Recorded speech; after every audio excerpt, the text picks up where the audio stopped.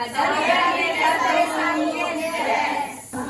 diketemukannya itu beliau bilang batuk yang terus menerus.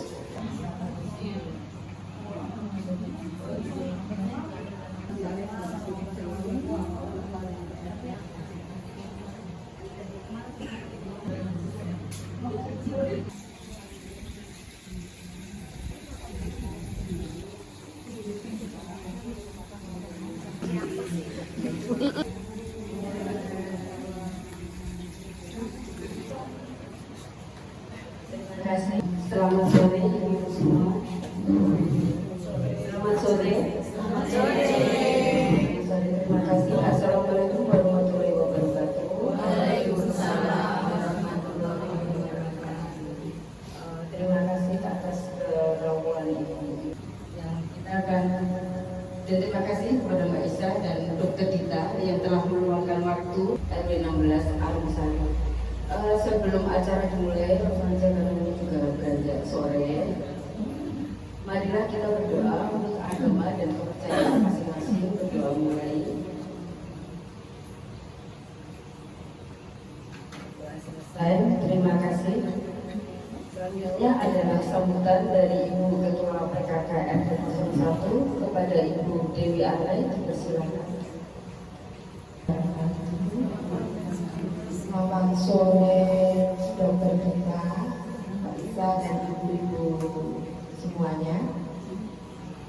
Saya mengucapkan terima kasih kepada Dokter Dita yang telah memberi pada kami untuk menjadi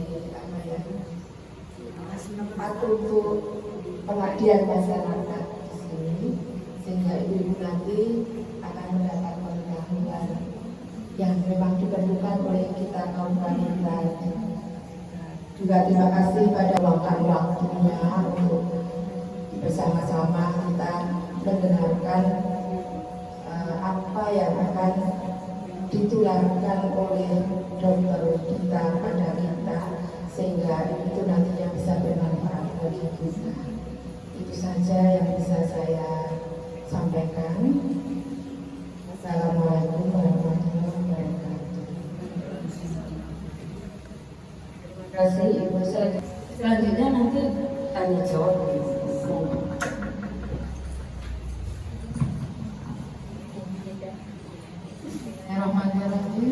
Ucapkan terima kasih atas kerawahannya, atas kesediaan hadir pada sore hari ini. Memang ini salah satu bentuk kalau kebetulan saya praktisi dokter tapi juga sekaligus dosen di UMY. Jadi kami di UMY sebagai dosen itu ada tridharma ibu. Jadi tidak hanya mengajar tapi kami juga harus memberdayakan masyarakat dan melakukan penelitian. Jadi itu semua bagian dari kewajiban kami sebagai dosen, dan ini adalah salah satu bentuk pemberdayaan masyarakat melalui kegiatan pengabdian yang disponsori oleh UMY. Gitu ibu. Sebelumnya saya ucapkan terima kasih juga kepada Bu Nani yang telah membantu penyelenggaraan kegiatan pada sore hari ini. Baiklah, sebelum semakin sore, izinkan saya memulai kegiatan pengabdian pagi ini. Jadi beban kanker payudara baik di dunia maupun di Indonesia, ini data WHO. WHO itu Badan Kesehatan Nasional. Kalau di Indonesia itu seperti ini. Jadi ini di Yogyakarta ternyata prevalensi itu angka kejadian kanker itu paling tinggi. Ternyata penelitian 4 sampai 5 orang dari 1.000 orang. Jadi kalau ada 1.000 orang itu 4 sampai 5 orang itu ada kanker, menderita kanker. Itu pasien yang datang ke rumah sakit itu sudah stadium lanjut. Jadi kenapa angka kematian tinggi? Ya karena ketika datang itu kita sendiri, payudara kita sendiri, dan menemukan perubahan sedini mungkin. Pemeriksaan ini nggak perlu alat apa-apa ibu-ibu, cukup periksa payudara sendiri dan dilakukan secara rutin setiap bulannya. Dan kita tidak bisa hanya sekali terus selesai gitu, nggak bisa. Kita harus rutin setiap bulannya. Karena apa? Karena ketika kita melakukan itu rutin, menjadi kebiasaan rutin, kita paham, oh payudara kita putingnya itu keluar, putingnya itu ke dalam belum tentu orang yang putihnya ke dalam itu tanda-tanda kanker, belum tentu.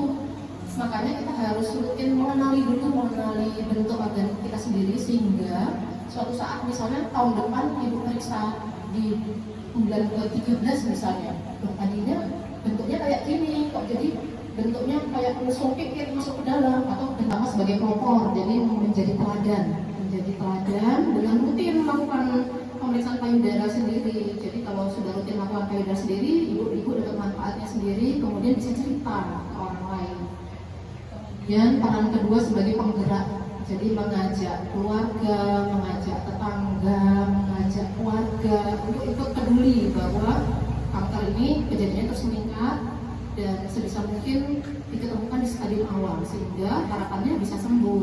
Yang seperti orang-orang tahu yang namanya kanker meninggal gitu, karena tadi ketahuannya biasanya sudah stadium lanjut. Tadi informasi sadari pentingnya periksa secara rutin tadi, sadari ini baik di posyandu maupun di pertemuan PKKP, ibu-ibu ada jadwal rutin gitu ya, ada jadwal rutin, mungkin bisa saling mengingatkan warga yang tidak hadir pada kali ini atau pada warga yang belum tahu, belum paham, ayo berani periksa payudara sendiri, sehingga harapannya nanti kalaupun ketemu saya di rumah sakit itu masih awal gitu, syukur-syukur nggak ketemu, masih stadium awal, sehingga harapan sembuhnya jauh lebih besar. Terima kasih Dokter Dita. Ini ibu tepuk tangannya untuk Dokter Dita. Luar biasa sekali dokter ini atas ilmunya. Monggo ada izin, ada yang ingin bertanya, monggo silakan.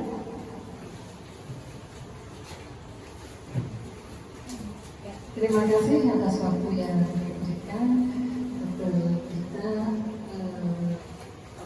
Sebetulnya kami itu sungguh-sungguh memerlukan pengetahuan yang seperti ini, sehingga dengan memulainya kita dengan pengabdian masyarakat, saya kira jadi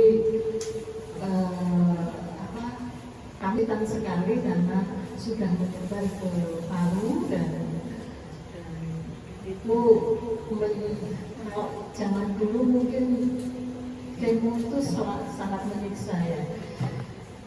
Pertanyaan kita, apakah sel yang berlebihan itu betul-betul tidak bisa kita deteksi secara awal gitu, karena ibu itu sebetulnya rutin pemeriksaan karena beliau itu darah tinggi, tapi awal diketemukannya itu beliau bilang batuk yang terus-menerus.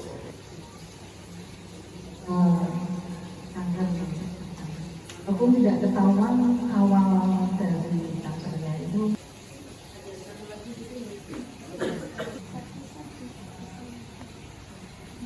Assalamualaikum warahmatullahi wabarakatuh. Dokter, tadi kan kalau adik saya itu kan KB suntik itu biasanya kan nggak haid ya. Nah itu tuh mendekati sekali gitu. Assalamualaikum warahmatullahi wabarakatuh.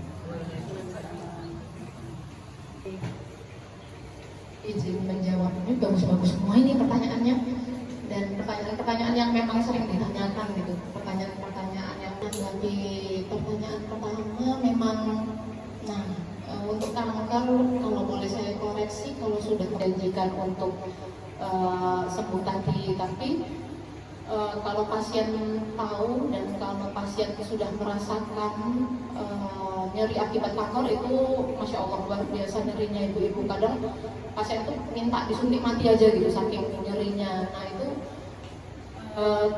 bukannya kita mengecilkan target dari paliatif ya ibu-ibu, tapi masing-masing target itu ada tujuannya sendiri-sendiri. Kalau kuratif itu kita masih bisa nyembuhkan, artinya kita bisa memberikan terapi yang semaksimal mungkin yang bisa kita berikan, walaupun itu kan pasien biasanya juga gak keberatan gitu. Yang penting saya sembuh itu rahasia Allah, tapi secara medis kita sudah bisa memperkirakan kira-kira berapa bulan lagi gitu. Sebetulnya saya mau bertanya, tadi kan ada pemaparan untuk anak usia 20 tahun baru dilakukan pemeriksaan sadari kalau ada faktor risiko keturunan, apakah itu juga masih tetap berumur dari 20 tahun. Terus yang kedua, kalau perbedaan antar kadang saya pernah dengar benjolan yang bergerak dan tidak bergerak, itu bedanya apa? Kan kalau kita bilangnya kalau orang biasa bilangnya uci gitu kan, itu kalau bedanya apa gitu. Terus kemudian kalau kita menemukan secara sadari ada benjolan, itu sebaiknya kita ke rumah sakit itu dokter apa? Gitu aja. Terus sama apa lagi? Boleh nggak ini apa PPT-nya ini boleh share?